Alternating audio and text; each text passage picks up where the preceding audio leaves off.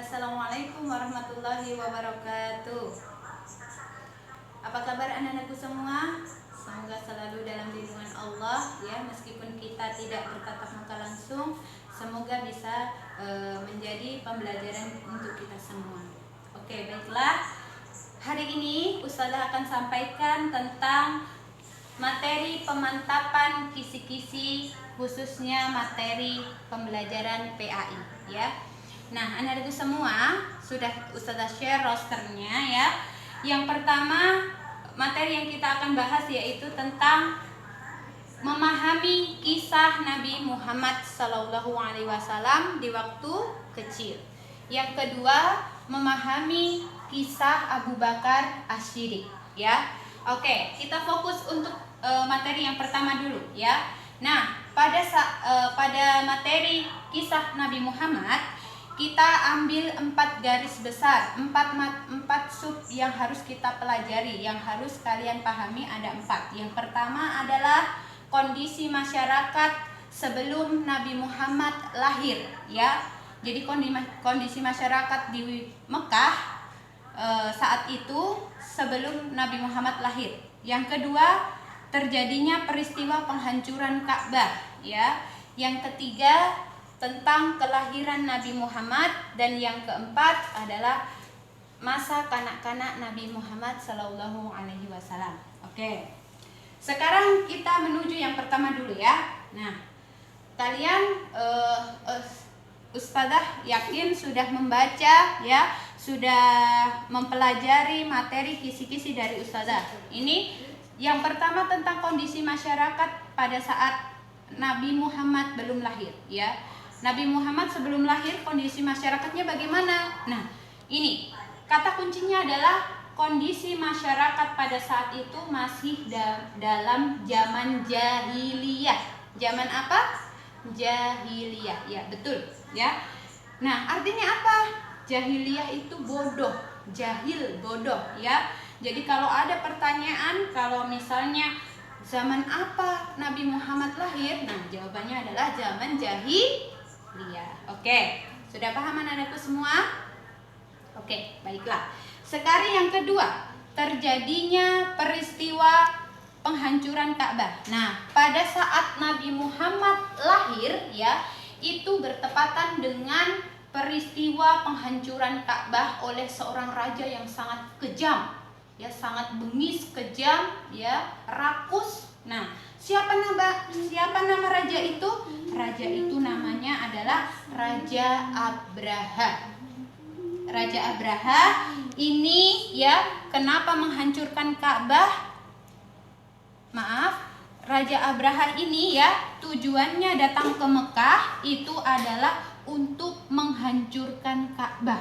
Nah, Raja Abraha ini punya niat yang sangat buruk. Agar apa? Orang Islam tidak bisa lagi beribadah ya, makanya ingin menghancurkan Ka'bah. Tapi ya, ketika ingin menghancurkan Ka'bah itu larang oleh Allah ya. Maksudnya pada saat Raja Abraha itu ingin menghancurkan Ka'bah, itu dihalangi oleh Allah ya.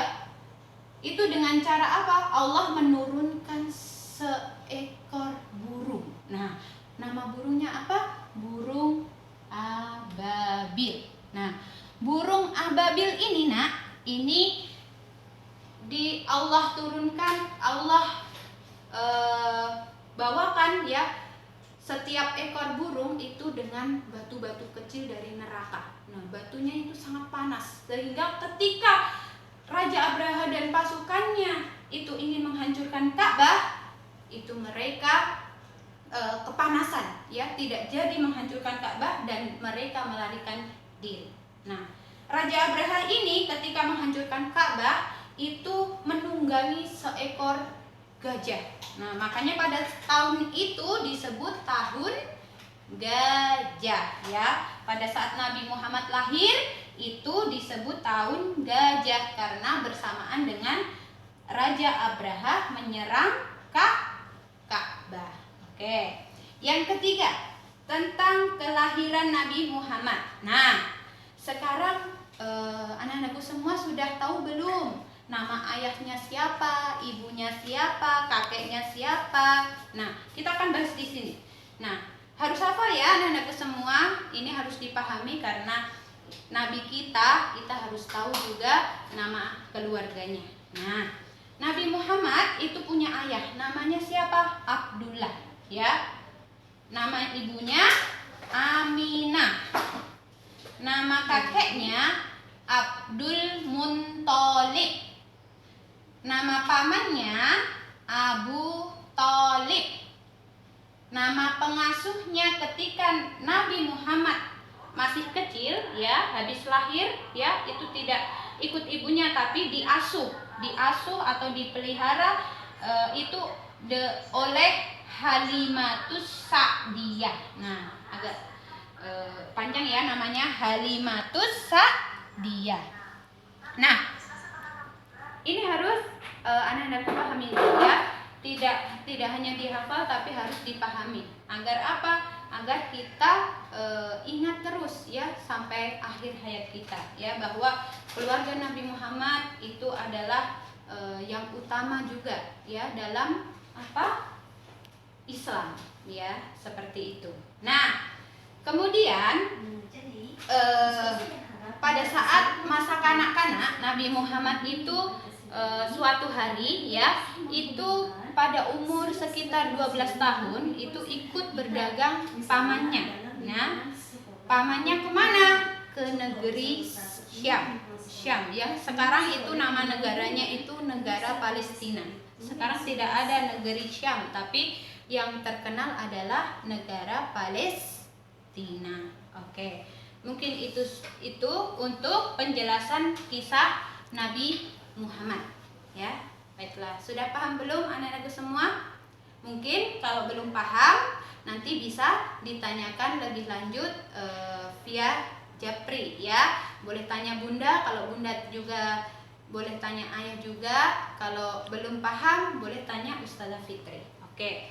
Yang kedua, sekarang fokus kedua ya, kisah tentang Abu Bakar As-Siddiq. Ya.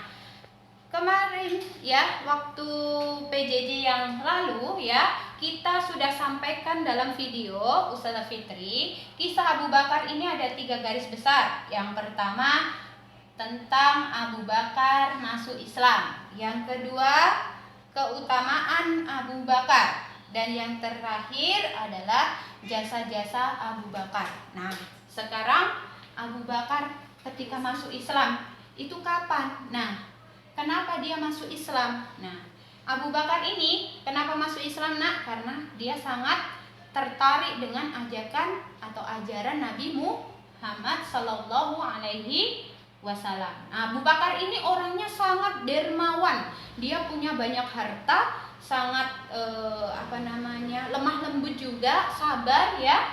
Nah, kebiasaan Abu Bakar sejak kecil, sejak dia masih umur sekitar 6 tahun ya, sejak kecil dia itu punya kebiasaan yang sangat baik dan harus kita contoh ya. Yang pertama adalah kebiasaannya adalah sedekah. Ya, sedekah, berinfak ya. Jadi kalau punya harta dikasih ke orang yang kurang mampu. Itu kebiasaannya Abu Bakar ya. Kemudian ada lagi yang lain, suka menjenguk orang yang sedang sakit. Yang dalam video yang sudah lalu ya, itu sudah saya sampaikan ya. Itu. Kemudian Abu Bakar ini tergolong orang yang masuk Islam pertama ya. Nah, maka punya sebutan atau gelar atau julukan ya. Julukannya apa? Abu Bakar itu punya julukan As-Sabiqunal Awwalun. As-Sabiqunal Awwalun, orang yang pertama masuk Islam. Oke. Ya, dipahami ya ini As-Sabiqunal Awwalun. Kemudian yang kedua, keutamaan Abu Bakar. Ya, Abu Bakar itu punya keutamaan, punya kebiasaan ya anak-anakku semua. Jadi nanti Abu Bakar itu akan mendapat 3 ini ya. Yang pertama adalah gelar As-Siddiq. Ya, kenapa mendapat gelar As-Siddiq? Karena Nah, Abu Bakar ini selalu mengiyakan atau selalu membenarkan atau dapat dipercaya ya oleh Nabi Muhammad ya. Perkataannya Nabi Muhammad itu semua dibenarkan oleh Abu Bakar. Makanya dia diberi gelar oleh Nabi Muhammad Asy-Siddiq, yang artinya sidik itu benar atau dapat dipercaya ya. Kemudian yang kedua, setia mendampingi Nabi Muhammad kemanapun Nabi Muhammad pergi ya. Abu Bakar ini selalu menemani, karena ini Abu Bakar ini adalah sahabat yang paling setia, paling lemah lembut, paling sabar ya. Nah, kemudian yang ketiga, beliau juga dikatakan oleh Rasulullah itu dia Abu Bakar ini dijamin masuk surga, karena orang-orang yang masuk Islam pertama yang tergolong as-sabiqunal awalun itu insya Allah mendapat jaminan oleh Allah itu dijamin masuk surga. Oke. Yang ketiga yaitu tentang jasa-jasa Abu Bakar As-Siddiq ya. Jasanya ada dua. Jasanya ada dua saja ya. Yang pertama itu membebaskan budak ya, membebaskan budak. Budak siapa yang dibebaskan? Ada yang tahu namanya? Nah, namanya adalah Bilal bin Rabah ya. Nama budak yang dibebaskan Abu Bakar itu namanya Bilal bin Rabah ya. Bilal bin Rabah ini setelah masuk Islam ya selalu aniaya, selalu disakiti oleh tuannya. Makanya dibebaskan, dibayar atau dibeli oleh Abu Bakar agar dibebaskan ya. Yang kedua yaitu menulis ayat-ayat Al-Qur'an. Ayat Al-Qur'an dulu itu hanya dihafal, tetapi karena khawatir akan hilang, maka pada saat itu sahabat punya usul agar dituliskan. Nah, ditulis di mana? Ada tiga. Ditulis di pelepah kurma ya. Di pelepah kurma itu di daun-daun ya, di ya seperti daun ya, daun kurma atau katakanlah dahan kurma ya. Kemudian di daun dan di tulang-tulang ya, tulang-tulang hewan pada zaman dahulu ya. Jadi ada tiga di mana menulis Al-Qur'an, ayat-ayat Al-Qur'an zaman dahulu, di pelepah kurma, di daun dan di tulang. Nah, mungkin dari penjelasan Ustazah Fitri cukup sekian. Ada dua materi ya. Jika kurang jelas atau ada yang perlu ditanyakan, insya Allah Ustazah Fitri siap menunggu ya. Silahkan anak-anakku semua fokus belajar, persiapkan ujian dengan jujur ya, tidak usah kecil hati, tetap optimis dan jaga kesehatan ya. Mungkin dari Ustazah cukup sekian. Wassalamualaikum warahmatullahi wabarakatuh.